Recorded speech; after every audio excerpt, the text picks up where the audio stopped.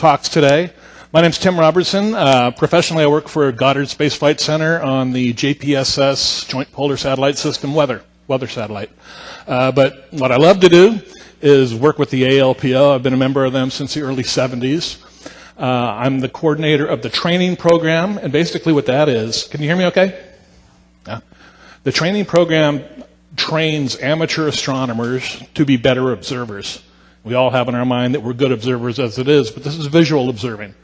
You've all had those times when you go to a telescope at a star party and you'll put in some faint galaxy and you'll have a line of people come up. You see the galaxy fine, but these people come up behind you, and do they see it? No, they can't focus their eyes. They haven't trained their eyes to see the fine details. This is what we do in the training program for planetary imaging or planetary observing. So if you're interested in that, see me after and we'll have a chat and just join the ALPO and you can join that. But what I'm here to talk about today is a podcast. Show of hands, who knows what a podcast is? Oh, this is so much better than groups I've talked to before. And you're older too, which is nice. How many of you listen to podcasts? How many of you listen to the Observer's Notebook? I'll change that. So what's a podcast? Those of you that don't know, it's an audio program. It's like a radio show on the internet, made by someone. They post it to the internet, and through your mobile device or your computer, you download it and listen to it.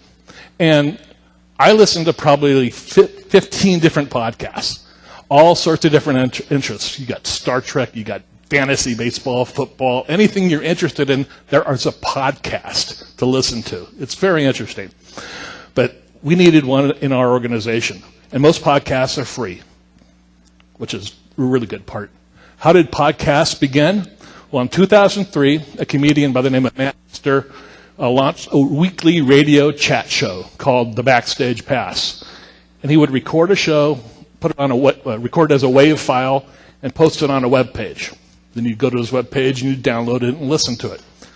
Well, Apple saw popularity of these types of things taking place. So in 2005, they released iTunes 4.9, and that had a special support programming where it would eliminate the need for extra programs, and it would download the podcast that you subscribe to directly to your mobile device.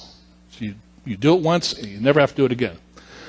Apple put out a report last week that said they have over 18,500,000 episodes of podcasts in iTunes. I'm happy to say we have 47 of those, so that's good. Why did we start the podcast?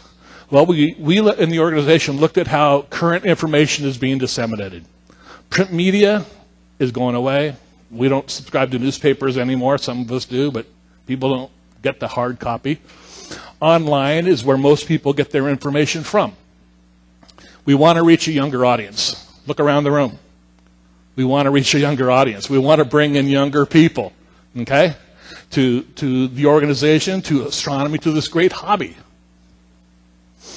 It allows for immediate release of new discoveries and observations. If something's discovered, we have our comet section, our meteor section, all the different sections within the ALPO. They contact me and they say, hey, I want to do a podcast about this thing happening on Mars right now. Boom, we record it. I can release it that day. And it's available worldwide. We want to grow the membership of the ALPO. All of us want to grow the membership of our organizations.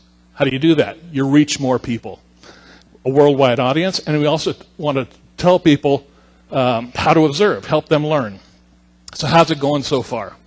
Our first episode dropped January 20th last year. And Matt, where's Matt?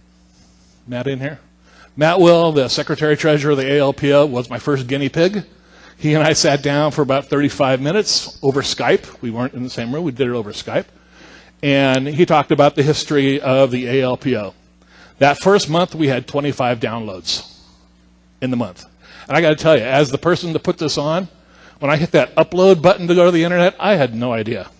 And then like 2 days later, I saw 3 people download it. I mean, how did they find out about us? I have no idea. It's really... Today, like I said, we have 47 episodes online, and we're averaging 60 downloads a day. So for our size and I think that's pretty good. We release a new episode on the 1st and 15th of the month, and today's the 15th, and I'm happy to say that the episode that went up today is one that I recorded with Bob Stevens at Robertson Telescope Makers Conference. We talked about RTMC at 50 and also what's going on in the world of astronomy. So it's a really entertaining one. I highly recommend you listen to it. So twice a month we put them out. Who's listening? This is the thing that really boggles my mind when I look at this. This is outside of the U.S. Most of our listeners are within the U.S., the U.K., Canada, the Czech Republic. That one popped up 2 months ago. I'm like, I don't know people in Czech Republic. Ireland, Germany, New Zealand. So it's a worldwide audience that are listening to our podcast. What subjects are we covering? Well, we have the history of amateur astronomy in the U.S. There was a gentleman that wrote his doctorate thesis on the history of astronomy in the U.S. I chatted with him for 90 minutes, and that entire podcast is available online. It's extremely interesting. I've talked to all the individual sections in the ALPO about what is going on, what type of lunar observations are we doing, what's going on with Venus, Jupiter, all the sections we've talked to. Bright comets of 2018. Carl Hergenrother, who's our comet coordinator at the ALPO, he's actually recorded 2 podcasts with me about the 2018 comets, and these are our top 2 downloads right now. People love these, and he's a great interview. There was a podcast talking about this very conference with Bob. I had a conversation with astrophotographer Damian Peach. You all know who he is.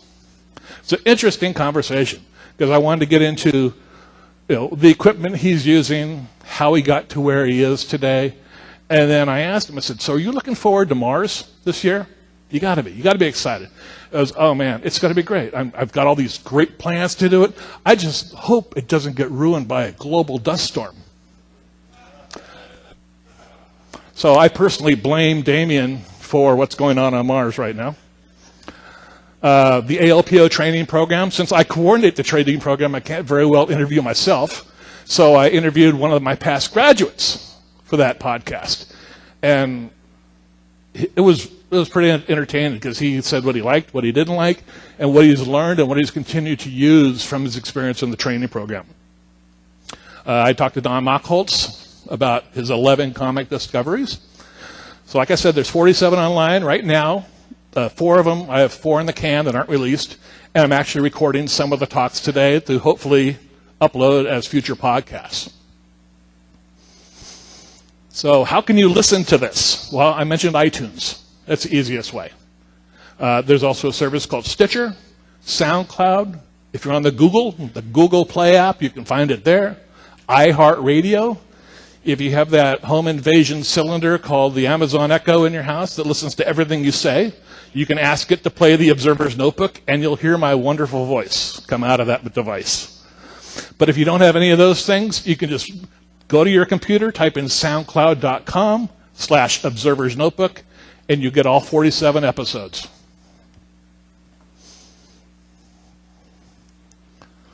You say, this is great, Tim. I love it. Now I'm going to ask you to do something I don't think you've ever been asked to do during a talk. Who's got a smartphone?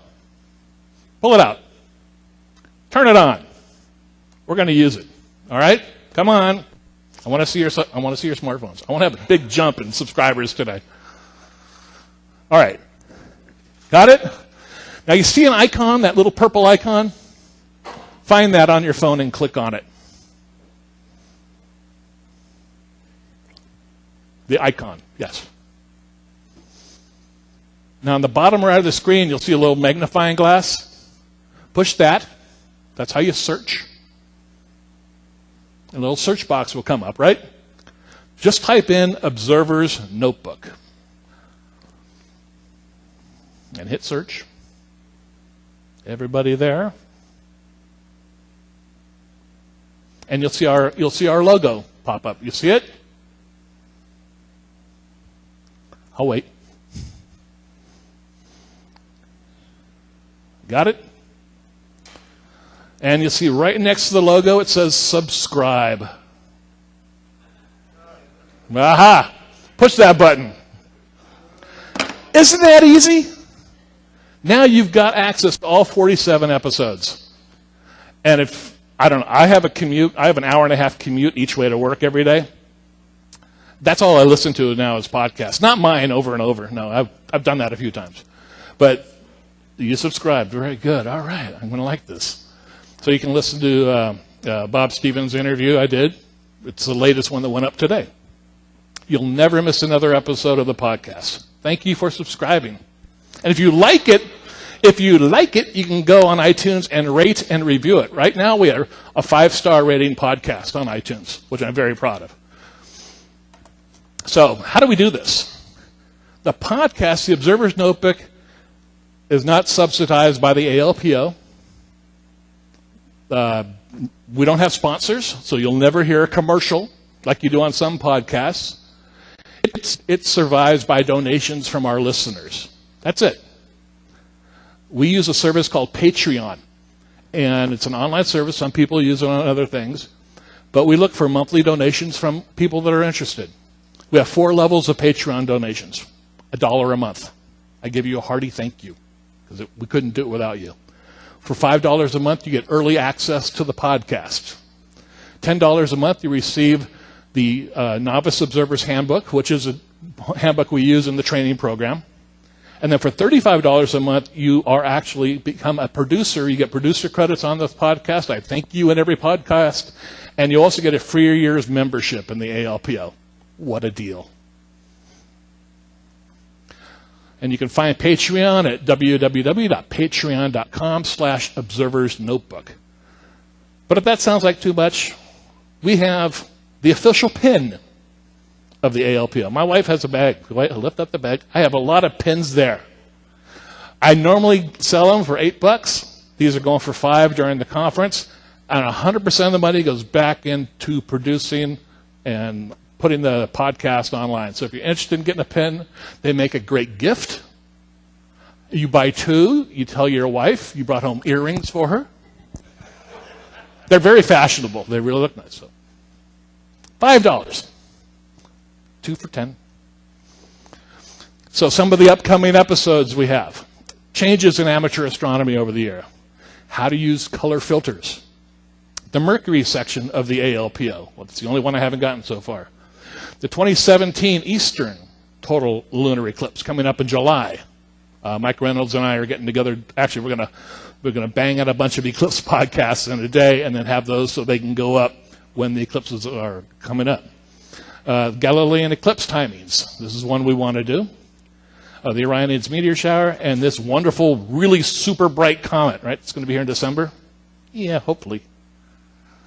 So these are some ones we have upcoming. My contact information, cometman@cometman.net. The Observer's Notebook podcast also has a Twitter handle, ObserversNBPod. So if you're on the Twitter, you can see what we're doing out there. And the podcast also has a Facebook page. Just search for Observer's Notebook, and you can see all the latest information, what interviews we're doing. And if you're interested in being on the podcast, please see me. I'm always looking for good content. And if you have a project or something you're working on, we'll put you on. It does not have to be ALPO specific. It's something for all of us. Isn't it a great hobby? You have any questions? All right, you're all subscribers. I have you now. Thank you.